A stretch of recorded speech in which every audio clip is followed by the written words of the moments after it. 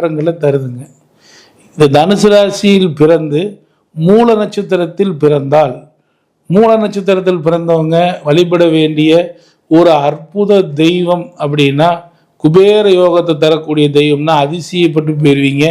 அது மதுரை மீனாட்சி அம்மன் தானுங்க.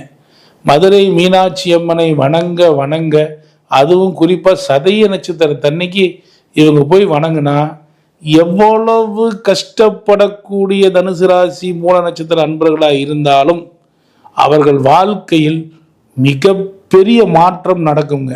அதுவும் மூல நட்சத்திரத்தப்போ போய் மூல நட்சத்திரம் தன்னைக்கு சொக்கநாதரை வணங்கி, சொக்கநாதருக்கு அருகில் உள்ள நடராஜரை வணங்கி, அதன் பின்புதான் நீங்கள் மதுரை மீனாட்சி அம்மனை வணங்க வேண்டும்.